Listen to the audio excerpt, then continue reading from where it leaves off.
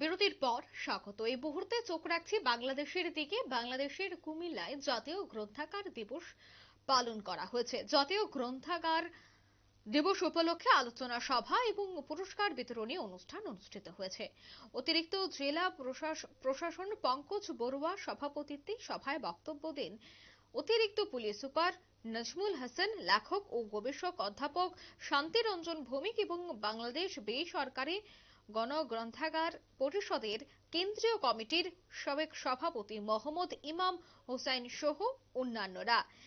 এছাড়া আজকের এই অনুষ্ঠানকে কেন্দ্র করে প্রত্যেকের উপস্থিতি কিন্তু ছিল চোখে পড়ার মতো।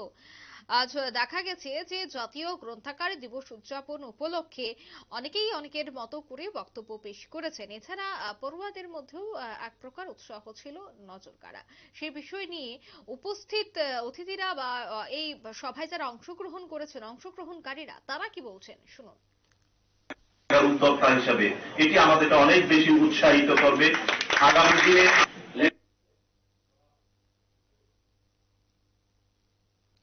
কুমিল্লার জাতীয় গ্রন্থাগার দিবস পালিত হয়েছে আজ একেবারে যথাযোগ্য মর্যাদায়। আজ জাতীয় গ্রন্থাগার দিবস উপলক্ষে একটি আলোচনা সভার আয়োজন এবং এই আলোচনা সভায় বিভিন্ন বিষয় নিয়ে কথাবার্তা বলা হয়। বিশেষ করে গ্রন্থাগার নিয়ে একাধিক আলোচনা করেন উপস্থিত প্রত্যেকেই। তারপর পুরস্কার বিতরণী অনুষ্ঠানের আয়োজন করা হয়েছে, যেখানে বেছে বেছে অনেকেই পুরস্কার প্রদান করা হয়েছে। সেখানে অতিরিক্ত জেলা প্রশাসক পঙ্কজ বড়ুয়া, উনার সভাপতিত্বেই গোটা অনুষ্ঠানটির আয়োজন করা হয়েছে, গোটা সভার আয়োজন করা হয়েছে। এই সভায় বক্তব্য রাখতে গিয়ে প্রত্যেকেই গ্রন্থাগার দিবস উপলক্ষে একাধিক বিষয় তুলে ধরেছেন। গ্রন্থাগার দিবসের তাৎপর্য উদ্দেশ্য তুলে ধরেছেন আজকের এই অনুষ্ঠানকে কেন্দ্র করে। নিয়ে নিচ্ছে ছোট একটি বিজ্ঞাপন বিরতি, সঙ্গে থাকুন।